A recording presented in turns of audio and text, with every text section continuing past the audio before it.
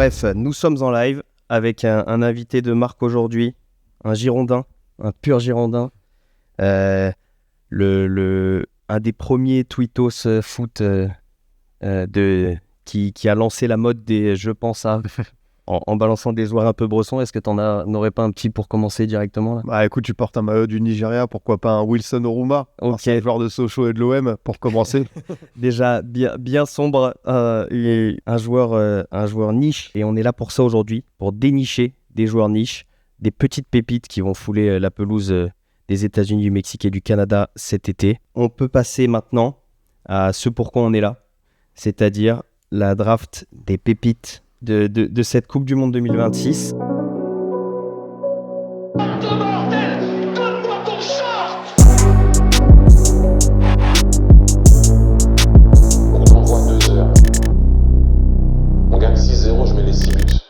Bon, on n'a pas les moyens T'as fait des drafts avec Willow déjà? Ouais, on n'a pas les moyens de Willow. Est-ce que tu veux qu'on fasse pas plus de 50 millions de transferts de valeur marchande? Que sinon, c'était un 11 un peu trop connu. On essaie de dénicher un peu des joueurs un peu plus sombres. On a 50 millions, pas plus de 22 ans maximum, et un joueur par sélection. Est-ce que tu préfères qu'on le fasse en draft, chacun dit un joueur et on n'a pas le droit de prendre celui de l'autre, ou est-ce que... Alors si c'est comme ça, je t'avoue que moi tu vas pas en avoir assez? je un peu trop court.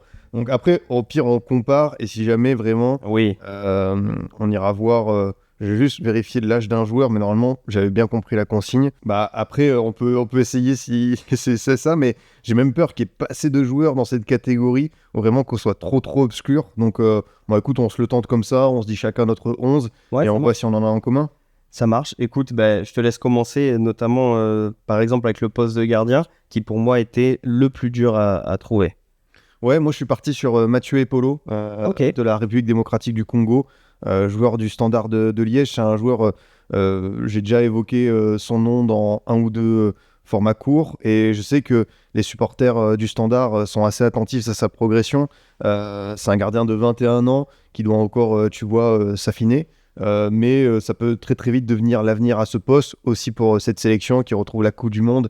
Ils étaient là en 74 sous le nom de Zaïre. Ouais. Désormais c'est la RDC, et Polo, tu vois, j'aime bien Mpassi notamment. Mais c'est pas exclure que ça devienne vraiment le gardien numéro 1 de la RDC.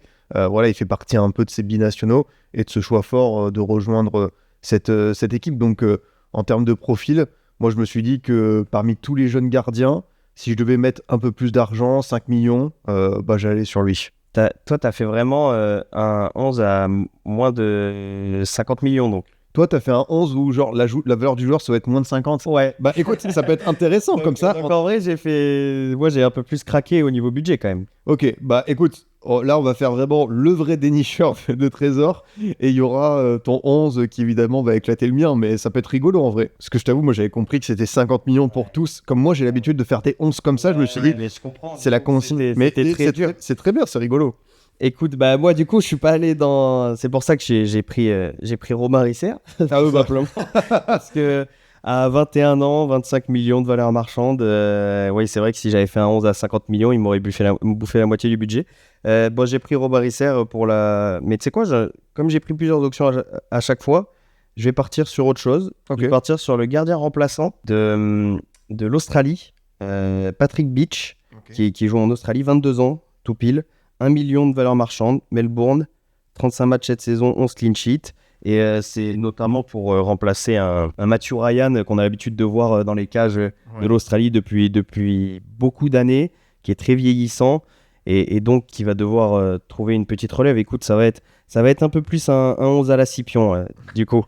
Je t'ai embarqué sur mon terrain. Ouais, ça va être un peu plus brosson. Alors évidemment, Patrick Beach, Melbourne City, même si je suis déjà allé en Australie, j'ai pas vu des matchs complets. Je suis parti sur des petits highlights pour essayer de cibler un peu ses qualités. Il fait 1m90. Il avait une seule sélection avant de rejoindre la Coupe du Monde. Donc ça va être tout nouveau pour lui.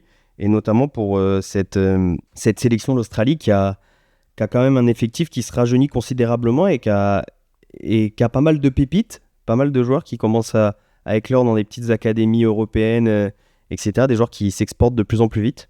Et donc voilà, je suis parti sur Patrick Beach. Du coup, on part sur un 11 un peu plus sombre. Tu pars sur quel compo? Je t'ai même pas demandé. Moi, le 4-3-3, je t'avoue, ça me va bien. Ça te va bien? Ça me va bien, ouais.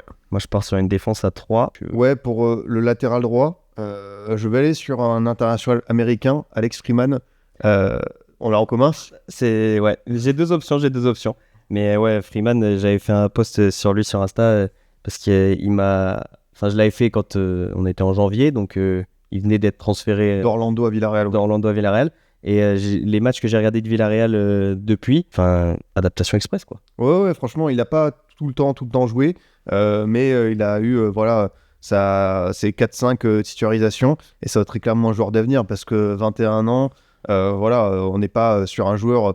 On va se dire c'est le crack absolu, mais je pense que de la part de Villarreal, c'est un coup malin, ça a coûté que 3,5 millions d'euros. Tu as cette idée, comme tu l'as dit, d'adaptation progressive, le récupérer l'hiver dernier à Orlando, en MLS, et d'avoir finalement ce joueur qui s'adapte à l'Europe, qui prend des marques, des repères, et puis là, tu as cette Coupe du Monde. Alors, le système de Pochettino, tu peux avoir un Sergio Dest, tu peux avoir un Robinson, pourquoi pas, tu peux avoir pas mal de possibilités, même un Timothy Weah. Là, sur la victoire face au Sénégal, il joue dans la défense à 3. Exactement. Mais il se projette énormément. C'est ça. On va dire que Robinson, c'est plutôt un joueur côté gauche. À droite, tu peux avoir Dest, même Dest qui est polyvalent. T'as Freeman, c'est ça qui est intéressant, c'est que j'aurais pu partir aussi sur une défense à 3, mais je me dis, écoute, pour un latéral à ce poste, et je trouvais que parmi le combo, c'est valeur marchande et possibilité d'avoir une exposition durant cette Coupe du Monde, ça me plaisait beaucoup de le prendre. Fils d'un ancien footballeur américain professionnel d'ailleurs, Freeman, ce qui explique peut-être sa taille, son allure et sa vitesse aussi, parce que pour un gars de 1m88, il est quand même assez rapide et il est assez vif sur les appuis. Bon écoute, je vais commencer aussi avec mon piston droit. Et donc, ma deuxième option, mais qui coûte assez cher, donc, c'est Joachim Seyss de Bruges. Pas mal. Et il a fait vraiment pas mal de matchs en Ligue des Champions. Il a joué pratiquement tous les matchs, 90% de temps de jeu sur la saison. Piston droit, donc chouchou de l'équipe ambitieuse de Rudy Garcia. 17 millions de valeur marchande, 55 matchs joués, 5 buts, 8 passes décisives, avec un Meunier qui vieillit aussi sur le côté droit, même si il a fait quand même un bon sprint final avec Lille, ouais. Un excellent sprint final. Faut penser à l'avenir. Et donc il avait joué notamment contre le Barça quand il y a 3 partout, où j'ai trouvé qu'il avait fait un bon match. Et après il a affronté aussi d'autres équipes françaises comme Monaco et Marseille en Ligue des Champions. Mais donc je pense que c'est une belle option à droite pour un piston très moderne à 21 ans qui se projette énormément, mais qui sait aussi être bon dans le contre-pressing. Ouais, totalement. Je trouve qu'à Bruges, entre lui et De Kuyper, ils ont pu faire émerger des vrais bons latéraux, pistons, des joueurs très très généreux dans leur couloir. Et c'est logique que tu sois allé sur lui. Tu veux partir sur quoi? Écoute, moi de toute façon je vais faire, je pense, dans l'ordre. Dans l'ordre. Pour mon premier défenseur central, je vais aller au Japon avec Yunosuke Suzuki de Copenhague. Ok. Un joueur que Datascout a récemment présenté. Je suis assez content parce que j'en ai parlé dans une vidéo, donc on est assez complémentaires. Et écoute, dans cette défense japonaise, tu as des états de forme un peu disparates. Alors, tu as Tomiyasu, tu vois, qui a une grosse blessure qui s'est relancé un petit peu à l'Ajax, mais on ne sait pas s'il sera à 100%. Pareil pour Ito, transféré de Stuttgart au Bayern, qui a ce petit doute. T'as Watanabe qui est du côté de Feyenoord. Et finalement, peut-être dans cette défense japonaise, Suzuki, il a une opportunité, une très belle carte à jouer. En plus, avec Copenhague, il s'est fait remarquer cette saison.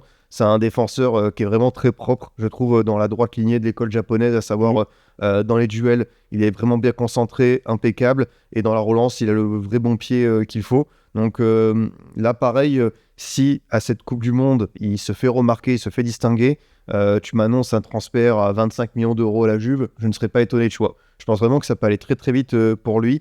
Et encore une fois, il y en aura d'autres dans mon 11, mais les équipes danoises, le scouting, le fait de repérer ce type de talent, on voit qu'il y a une certaine école. Donc Yunosuke Suzuki, c'était un des premiers choix tu vois, qui m'est venu à l'esprit parce que j'avais travaillé sur lui. Et je trouvais que c'était bien d'inl'intégrer dans ce 11. Dans ma défense centrale, je t'avoue que je ne connaissais pas Suzuki. Donc on y jettera un œil en voyant l'équipe du Japon. J'étais parti sur Nobel Mendy, que tu as dû voir au stade donc à Leipzig qui joue au Rayo Vallecano à 21 ans. Sauf qu'il n'a pas été sélectionné. C'est vrai. Donc j'étais dégoûté. Passé par le Paris FC, le Betis qui a été acheté après au Rayo et qui a fait, je trouve, une très très bonne saison au Rayo et en Conference League également. Donc je me suis rabattu malheureusement sur encore un joueur qui coûte très cher. Mais la défense centrale, à la base, j'étais parti sur une défense à 3. Pour le reste de mon dispositif, c'était le plus avantageux. Sauf qu'au final, je me suis rendu compte que la plupart de mes défenseurs auxquels j'avais pensé avant n'ont pas été appelés.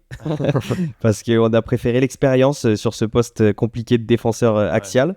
Et donc, je me suis rabattu sur Mamadou Sarr. Donc, ça coûte un peu cher, hein, c'est 22 millions.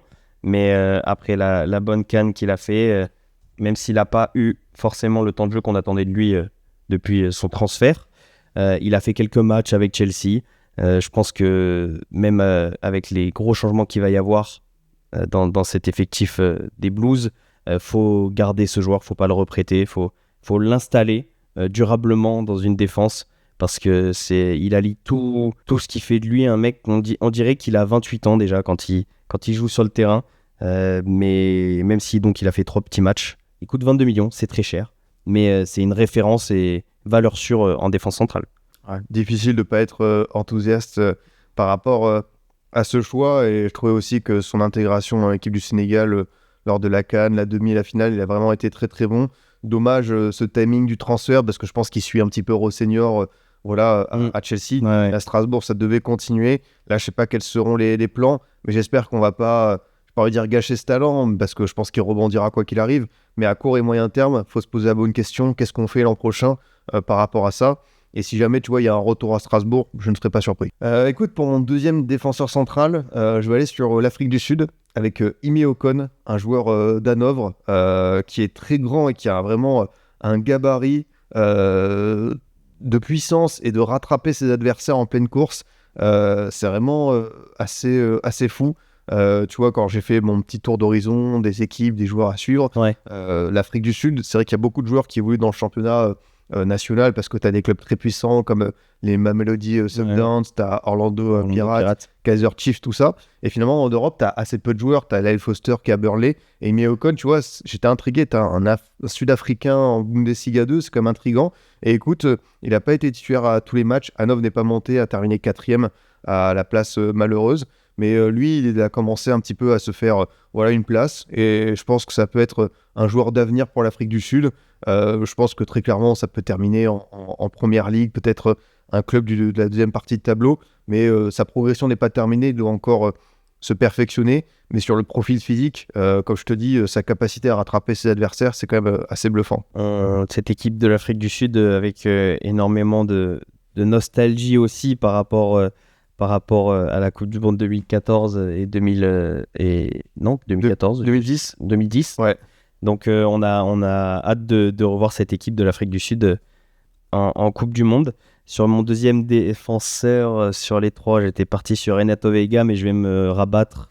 J'avais mis beaucoup de joueurs de Villarreal parce que c'est une équipe que je trouve super intéressante et que j'ai beaucoup regardé cette année en Liga, même si la Liga n'est pas mon championnat de prédilection. Mais donc comme il vaut 25 millions, je vais rester fair play. Et je vais partir sur Kojo Pepra-Opong de l'OGC Nice. Pour l'instant, une défense 100% africaine. Pong va probablement rester en Ligue 1 l'année prochaine. Et je trouve que même si, évidemment, on prend une équipe malade et il a joué 80% des minutes, donc on peut se dire que c'est aussi à cause de lui. Mais il a 21 ans. Donc même si le prisme de Nice, c'est comme on a une défense fébrile, c'est un peu décevant, etc. Mais je pense qu'il est très prometteur si on le met dans un bon contexte. Il est arrivé pour 2 millions de Suède. Il joue en Suède l'année passée et il s'est directement imposé. Et là, c'est sa 4e sélection. Enfin, il a fait 4 sélections. Ça va être sa première compétition internationale, donc. Le Ghana n'était pas à la CAN. Donc Opong, axe droit, écoute, jeune joueur avec beaucoup de potentiel. Et je ne sais pas s'il sera titulaire en défense centrale côté Ghana, mais je pense qu'il a une carte à jouer. Et notamment aussi dans la reconstruction de Nice l'année prochaine. Ouais, on va voir. Hein. Je pense que lui et Bombito, il y a des joueurs très intéressants. On a un malheureusement qui s'est fait une grosse blessure. Mais s'il y a un cadre collectif un peu plus réjouissant, ça peut devenir de vrais bons défenseurs de Ligue 1, j'ai pas trop de doute là-dessus. Moi, pour mon latéral gauche, j'étais obligé de placer un petit mot sur l'Équateur.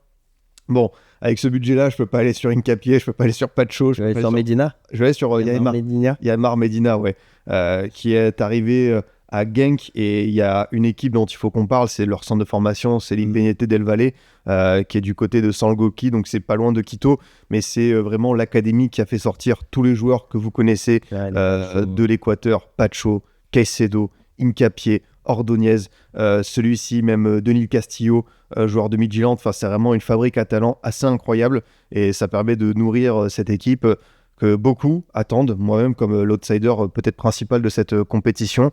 Et voilà, je pense qu'il n'aura pas forcément un temps de jeu dingue, parce que tu peux avoir Estupiñán, tu peux avoir Hincapié qui est décalé comme Arsenal, mais voilà, on parle d'un joueur qui est arrivé récemment dans le championnat belge, qui commence à accumuler du temps de jeu, et il vaut que 4 millions d'euros. Donc pour moi, pour compléter cette belle défense, c'était une belle option. Et puis il peut jouer en plus sur tout le couloir, il peut jouer un peu plus haut aussi, donc c'est pas mal du tout. Je l'avais aussi dans ma liste, je vais pas te le cacher, mais l'Équateur, t'as pas peur que ça floppe, notamment avec toutes les ambitions qu'on a, les joueurs de référence qu'il y a dans cette équipe? Est-ce que je pense que c'est un cadre suffisant pour moi, l'Équateur, ça peut être vu comme encore une progression. 2022, tu reposais des petites bases. 2026, tu as une défense qui est au top, mais tu n'as peut-être pas encore fait émerger suffisamment de talent devant. Finalement, la compétition clé, ce sera 2030, parce que Pacho, Caicedo, tout ça, ils seront vraiment dans leur âge plein de la maturité. Bon, ils sont déjà très très bons, hein. Mais c'est vrai que tu dis par rapport à ce secteur offensif, peut-être le gardien de but. Maintenant, ils ont encaissé que 5 buts en éliminatoire. Il va falloir quand même aller les chercher. Et même si, tu vois, ça se passe entre guillemets mal dans leur groupe, avec l'Allemagne, la Côte d'Ivoire, Curaçao, j'ai un peu plus peur.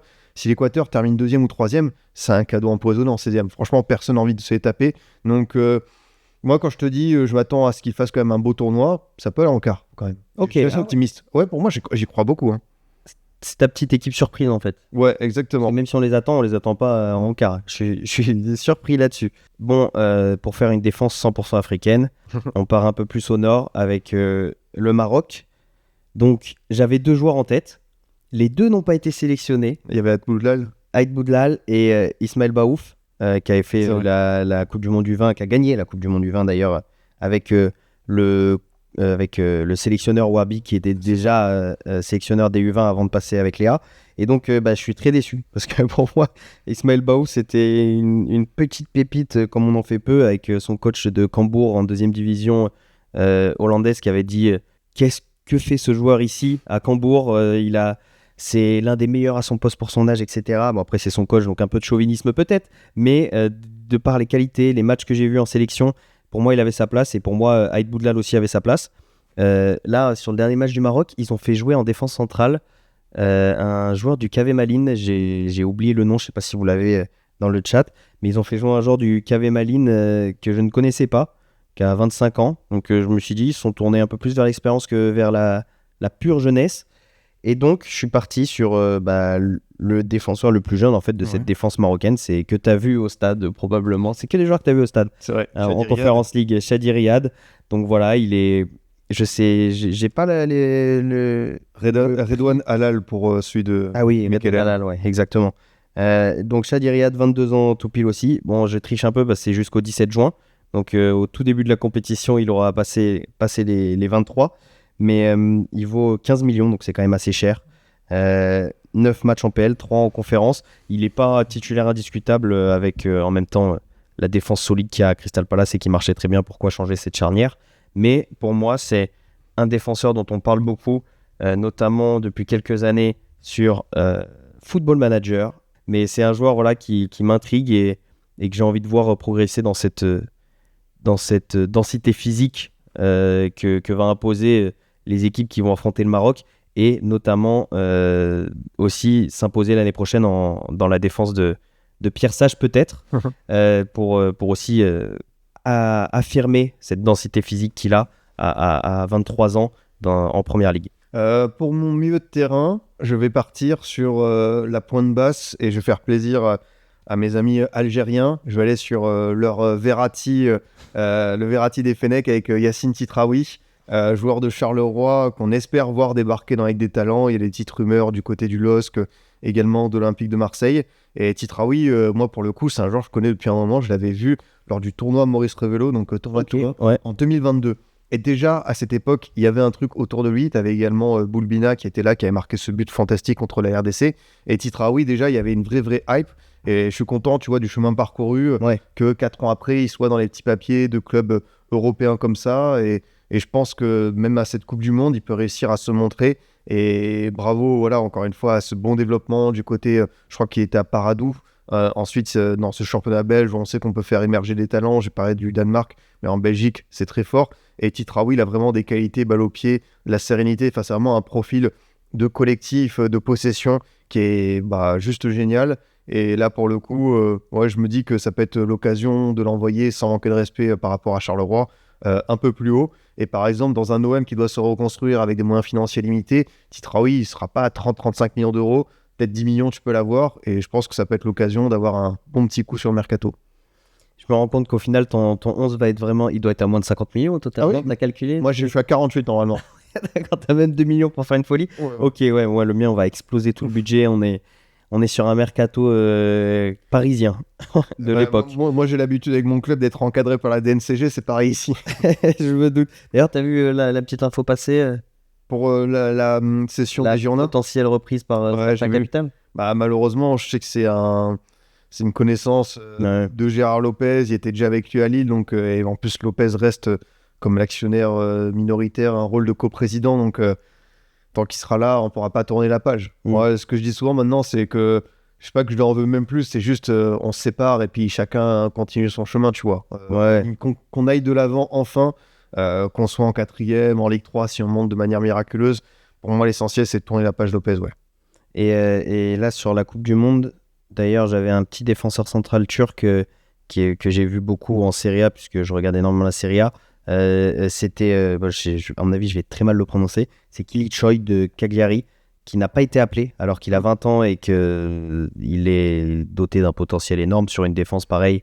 De la Turquie, on connaît la défense depuis très longtemps, c'est des Mehdi Demiral, c'est des mecs qu'on voit déjà depuis beaucoup d'années, Soyuncu, etc. Un peu des éternels espoirs, des mecs qu'on pensait voir plus haut aujourd'hui à leur âge. Mais j'ai trouvé que sur cette Coupe du Monde, par contre, sur toutes les listes, il y a énormément de joueurs pas appelés qui sont choquants.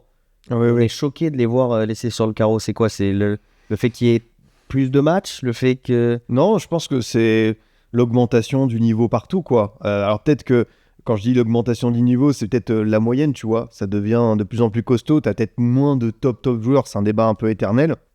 Mais par rapport au niveau intrinsèque d'un joueur, on va dire 6, 7 sur 10, là, pour le coup, tu laisses beaucoup de monde sur le carreau. Tu as parlé de lui. Moi, j'en avais 2-3 en Turquie, à Braga, aux Pays-Bas. Je me suis dit, quand même, on aurait peut-être pu les sélectionner. Ça n'a pas été le cas. Même un jeune défenseur au Trabzonspor qui avait fait de belles choses. Mais même dans une liste de 26, on a augmenté le nombre, on est passé de 23 à 26, mais tu laisses des sacrés joueurs sur le carreau. Et donc, au milieu de terrain, je ferai mon piston gauche après, parce que j'avais soit Medina, donc, qui rentrait dans les clous budgétaires, soit je partais sur un Nathaniel Brown, donc 40 millions, affirmé à son poste. Que dire sur ce joueur, si ce n'est que j'aime beaucoup ce joueur et de la renaissance qu'a eu Francfort en deuxième partie de saison, où j'ai beaucoup regardé surtout pour revoir Kalimundo, qui est un joueur que j'adore.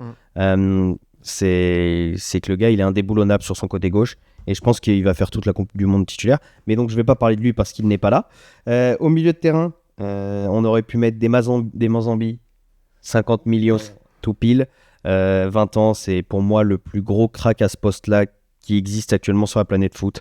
Je me serais jamais dit que j'allais regarder Fribourg cette année autant de fois pour un joueur. Mais ouais, j'ai vu que tu en as parlé aussi, c'est un joueur intergénérationnel, ce mec-là. Il va tout péter dans le futur. J'étais parti sur Lennon Miller, dont tu avais parlé aussi, dont j'avais parlé sur Instagram aussi, à 19 ans, dans ce petit milieu Serie A avec Gilmour et McTominay. Malheureusement, il n'a pas été sélectionné, il était réserviste, et avec la blessure de Gilmour, Steve Clark a fait appel à un joueur au fils de Darren Fletcher. Ah oui. Donc Fletcher, tu l'avais dans la liste? Moi, je l'ai pas pris. Okay. J'ai vu pour le clin d'œil, c'était rigolo. Ouais, donc je suis parti sur Tyler Fletcher, qui a qui a joué là, c'était contre le Curaçao, je crois. Écosse-Curaçao, le dernier match. Donc, qui a joué seulement 2 matchs en première ligue, dont 1 minute jouée et 16 minutes lors du dernier match face à Brighton. Donc, on n'a pas trop de références en termes de les rapports de scout que j'ai pu voir, les rapports vidéo montrent que c'est un joueur dans la sérénité qui irait bien dans un milieu à double pivot comme ça, où il a une qualité de passe au-delà des 90% de passes réussies. Donc c'est un joueur qui prend pas trop de risques, qui peut rester un peu plus bas et qui va simplement distribuer. Et pour le clin d'œil, on espère qu'il aura la même carrière que son père dans ce club-là. Ça va être compliqué de s'imposer, mais il a été élu meilleur joueur de la réserve de Manchester United. Donc je suis parti là-dessus, même s'il n'a pas beaucoup joué. On espère le voir, mais ouais, voilà, il faisait partie de la liste des réservistes, tout comme Lennon Miller, et c'est lui qui a été choisi. Donc on va faire confiance à Steve Clarke, et je crois que lui il vaut que 1 million. Donc de toute manière, pour une fois, ça rentre dans le budget. Ouais, là, 1,5 million. J'aurais pu le prendre, ouais, c'est vrai, ça c'est bien vu.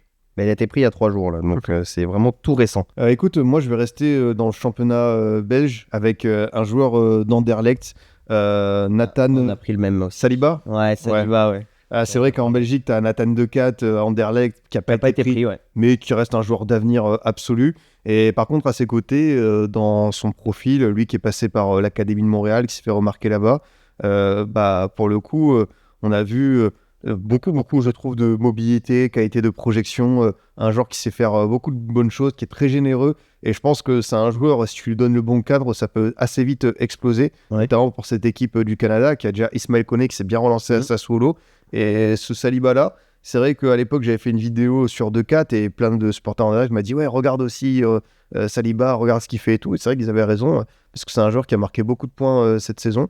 Et j'aime bien en plus, parce que j'ai un troisième milieu, et je trouve que c'est assez complémentaire, et c'est ça qui est fort. Parmi les 48 équipes, tu veux trouver des pépites comme ça, et des profils qui vont bien ensemble. Le Canada, ils ont vraiment un bon effectif, pas trop vieux, on doit avoir une moyenne d'âge à 25 ans, mais assez complet en fait. À chaque poste, ils ont plein de très bons joueurs. Et donc ouais, je l'avais sélectionné aussi. Il a d'ailleurs remplacé j'ai vu la rentrée qu'il avait fait contre l'Ouzbékistan là en amicaux de préparation. Il est rentré à la place de Koné. Et en fait, c'est typiquement ce genre de milieu qui sait un peu tout faire. Il sait distribuer, il sait être un peu plus défensif, un peu plus rugueux quand il le faut. Peut-être parfois un manque de maturité quand il s'agit de se projeter aux abords de la surface. Mais sinon, ouais, sur le travail effectué dans un milieu à 3, ça peut être vraiment pas mal. Donc, écoute, je n'ai plus Saliba. Et de toute façon, j'ai pris qu'un milieu à 2. Donc, j'ai mon autre solution, Keith Smith, qui n'a pas été pris avec les Pays-Bas, alors que lui, pareil, j'en attendais beaucoup de lui. Wharton, Alex Scott aussi, qui a fait une super saison avec Bournemouth. Écoute, je suis parti. Alors là, c'est pareil. Je pense que c'était une publicité mensongère des rapports de scout. Je suis parti sur Mohamed Almanaï, joueur du Qatar. Je crois que je l'ai vu passer dans une potentielle sélection de mes joueurs et tout. Ouais, c'est lui. Mohamed Almanaï, 500 000 euros sur Transfermarkt. Je l'ai appelé le Busquets, le Rodri qatari, en pointe basse. Écoute, de ce que j'ai vu en vidéo, c'était un joueur qui me paraissait assez serein, pareil, dans ce profil un peu longiligne de mec qui peut distribuer, qui prend pas trop de risques. Comme ça, j'ai 2 petits joueurs au milieu qui restent un peu en retrait, qui permettent aux pistons de monter et aux attaquants de rentrer dans l'axe. Mais donc voilà, il a 10 sélections, 22 ans, dans une sélection dont on ne sait pas trop à quoi s'attendre. Et donc ouais, et j'ai regardé son match qu'il a joué contre l'Irlande là. Il y a eu 1-0, je crois, avec un carton rouge de chaque côté en match amical. J'ai regardé, il a joué 28 minutes, il a touché 2 ballons, donc peut-être que je me suis vraiment trompé sur ce mec, mais en tout cas, je vais au combat pour lui. Mohamed Almanaï, mon petit Busquets qatari, qui joue je sais pas si je l'ai dit, en première div qatari. Ok, bah écoute, intriguant comme choix. Moi pareil, c'est un joueur, je pense qu'il y a un mois et demi, il n'aurait jamais été dans la liste, et finalement il s'est fait une place. C'est Bara Saboro Ndiaye, le petit Sénégalais du Bayern Munich, qui a fait vraiment une belle entrée contre les USA, malgré la défaite des Lions de la Teranga, et 18 ans, et je sais pas, pareil, le potentiel de ce garçon. Mais ouais, il y a des trajectoires. On en a parlé tout à l'heure pour Freeman, mais là, c'est même pas une histoire de mois, c'est une histoire de semaines. Et il a été lancé par Compagnie. Et finalement, Paptio a vu quelque chose en lui. Je t'avoue que c'est pas le joueur que j'ai eu le temps de plus observer. Je me suis surtout fié à ce que j'ai pu voir face aux USA et ses statistiques. Et ouais, vraiment, toute la fougue, toute cette capacité d'initiative à vraiment être un joueur qui se démène sur le terrain. Et même si dans ce milieu de terrain sénégalais, tu as les joueurs qui sont très bien installés, Pape Gueye, Gana Gueye, tu as Lamine Camara, tu as Pape Matar Sarr, bah écoute, lui, il sera là pour apprendre. Et s'il prend des petites minutes, notamment contre l'Irak, je pense qu'il sera très très content. Ok, donc Bahrain Ndiaye, qui a été lancé très récemment par Compagnie. Compagnie qui est pour moi une très bonne rampe de lancement pour pouvoir arriver dans le monde professionnel. De ce qu'on a pu voir, moi j'aime bien sa communication. Oui. On sent que c'est un mec qui peut donner de la confiance et qui peut donner beaucoup plus d'envie à ces joueurs-là qui ont besoin de s'affirmer quand ils arrivent dans des championnats comme la Bundesliga. Faut que je trouve un joueur à gauche parce que donc j'étais parti sur Nathaniel Brown qui coûte beaucoup trop cher. Et sinon après sur Yamar Medina, on va partir sur un mec qui ne joue pas à ce poste-là, mais on va dire que Shadi Riyad va venir dépanner couloir gauche en phase de possession. Et je vais mettre... est-ce que je parle là-dessus? Parce que ça coûte très très cher. Ça coûte très très cher. J'ai beaucoup de joueurs qui coûtent très très cher. Si tu veux, je te prête mes 2 millions qui me restent. Non, mais 2 millions, je sais pas si ça suffira. Parce que j'ai beaucoup de... Je vais instaurer Victor Munoz en piston gauche.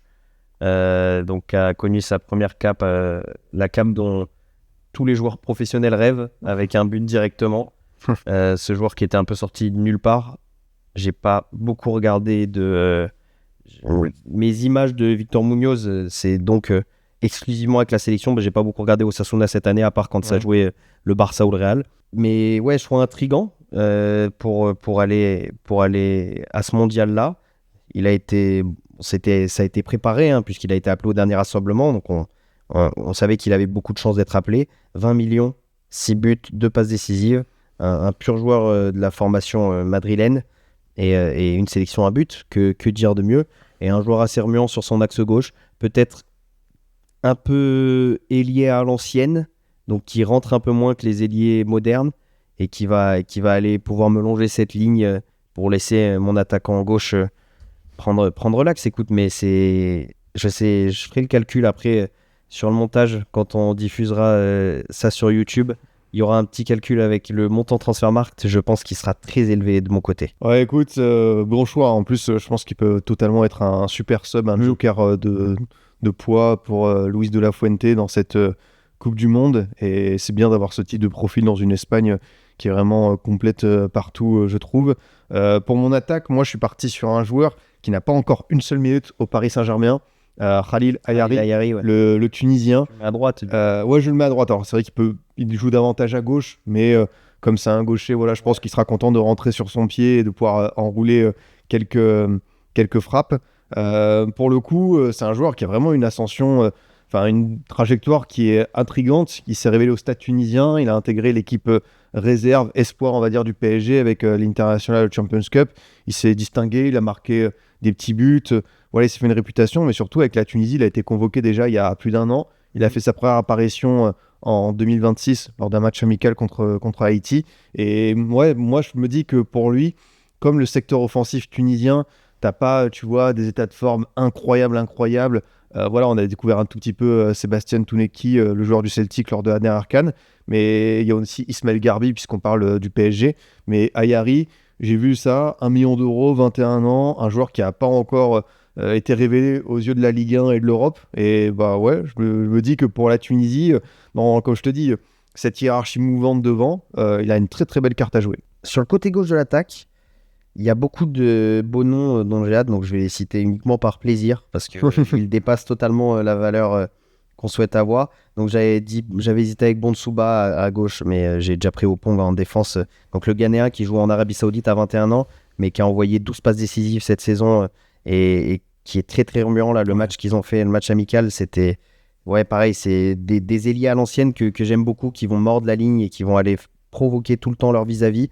Donc c'est des joueurs assez déséquilibrants que j'aime beaucoup. Et Ryan, évidemment, que dire sur ce mec, l'adaptation express à Bournemouth en une demi-saison, c'est complètement dingue. Et avec la blessure d'Estevao à droite, il y a une vraie carte à jouer pour Ryan. Bazoumana Traoré de Hoffenheim, il vaut 40 millions, 20 ans, 30 matchs, 5 buts, 12 passes décisives. À mon avis, il ne restera pas à Hoffenheim. Bazoumana Touré ou Traoré? Touré. J'ai dit Traoré? Ouais. C'est Touré. C'est Touré. Et il a 5 sélections, il a tout pour devenir le visage de cette sélection ivoirienne, qui a fini, en plus, Hoffenheim qui a fini 5e, donc très belle saison pour lui. J'avais qui d'autre? Antonio Inoussa qui a encore fait un match de préparation dingue.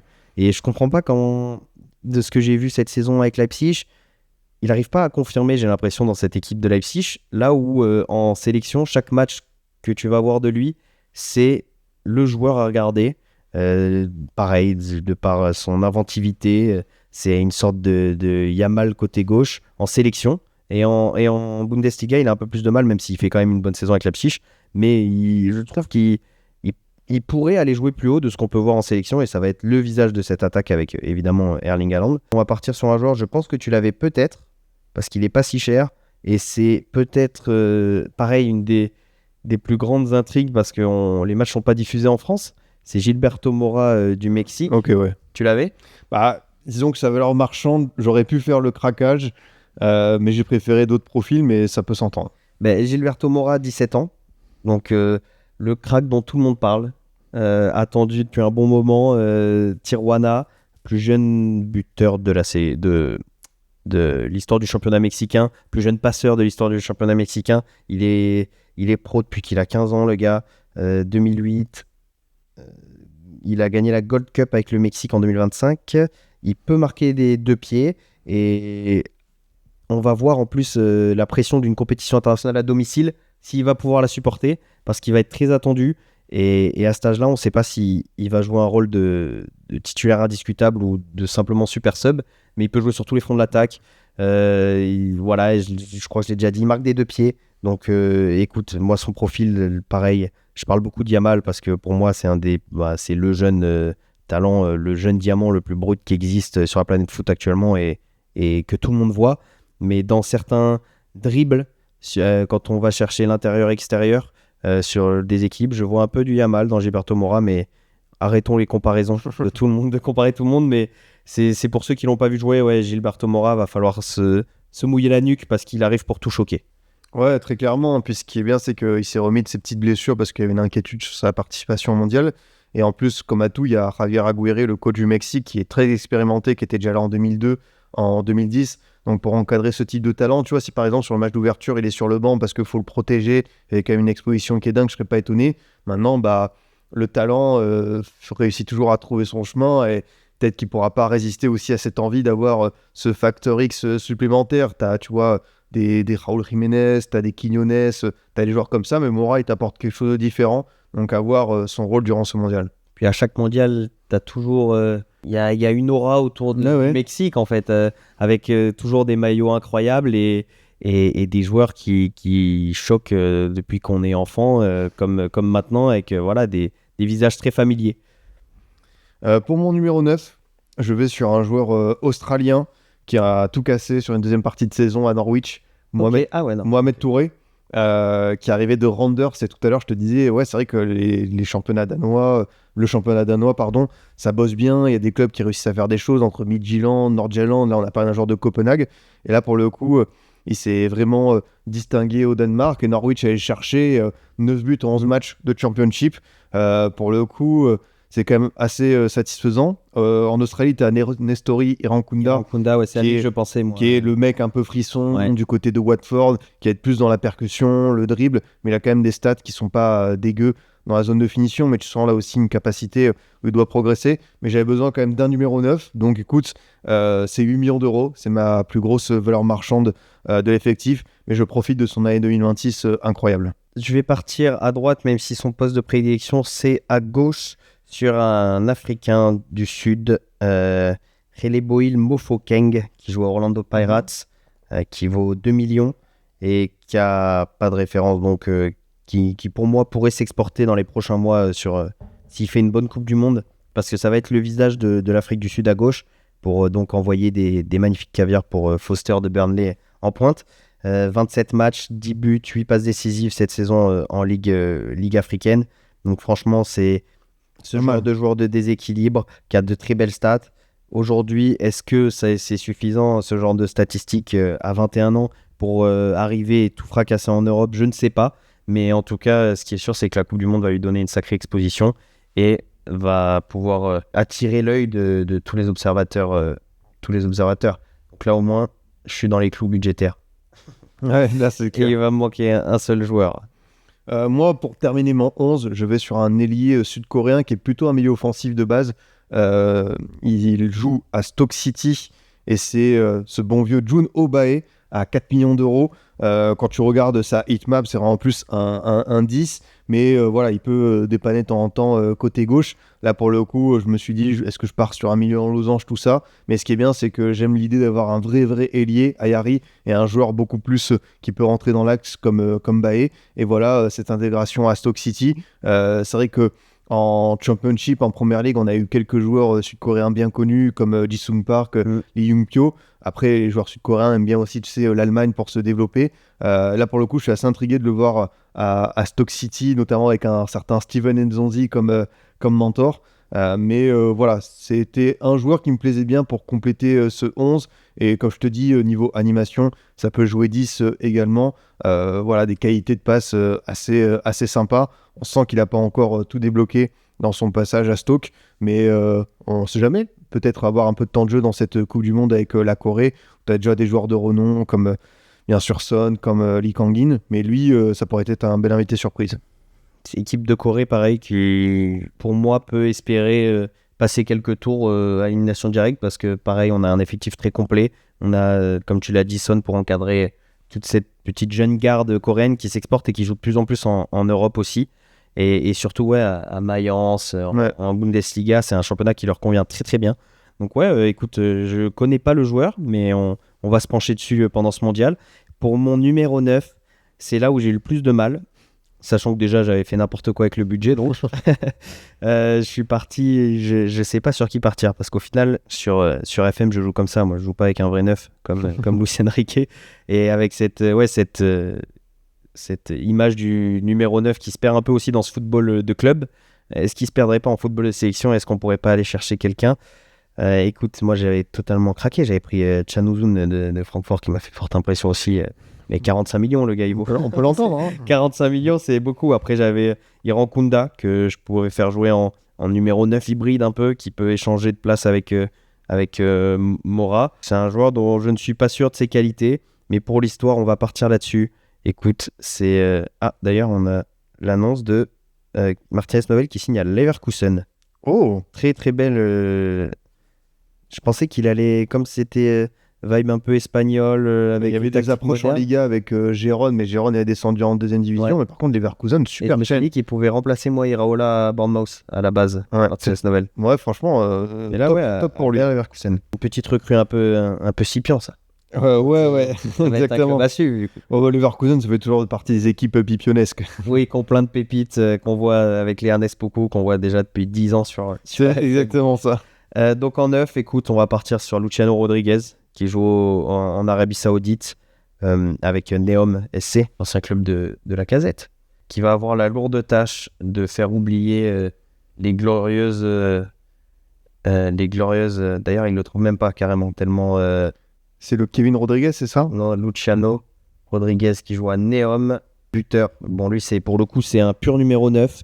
Écoute, il vaut 10 millions. Je pense que mon budget on est plus proche des 100 millions là, depuis tout à l'heure.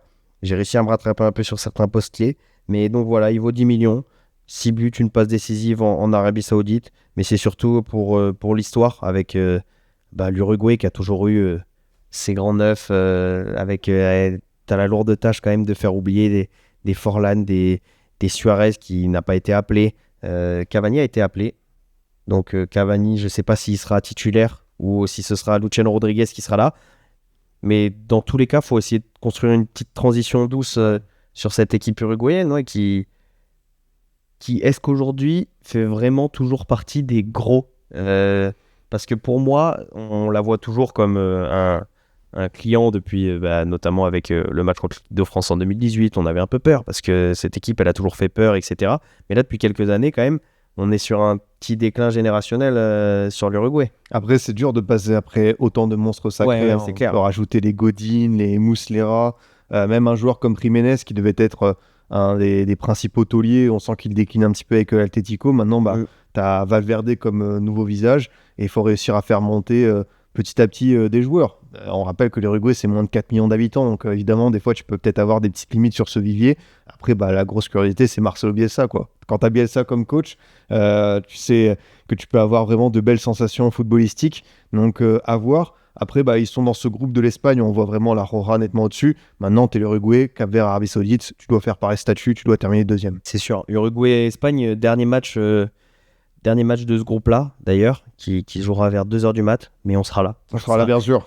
Si on fait le Cap-Vert, Arabie Saoudite, il n'y aura aucun problème pour celui-ci. Exactement. Surtout, Uruguay-Espagne, c'est une affiche qui me hype énormément. C'est peut-être c'est dans mon top 3 des affiches de cette phase de groupe, pour voir déjà l'Espagne confirmée, évidemment. Je suis à un 11 pas cher, j'ai un 11 très cher. Ouais, je sais pas exactement à combien je suis, mais je dois être pas loin des 100 millions. T'es à moitié moins, donc félicitations, franchement. J'ai bien travaillé. C'est un très beau 11. Et même si on déplore les joueurs qui ne seront pas là, on peut voir quand même qu'on a quand même pas mal de... Et encore, on a mis que celles qui ne sont pas évaluées très très cher. Mais on a quand même un sacré vivier de très très bons joueurs pour cette Coupe du Monde qui arrive là quand même. Très clairement, en plus, 48 nations, des listes de 26. Je pense que vous l'avez tous compris en feuilletant l'album Panini, c'est infini ce truc. Donc écoute, c'était un exercice sympa. Comme moi, je me suis imposé vraiment ce budget de 50 millions max pour tout le monde.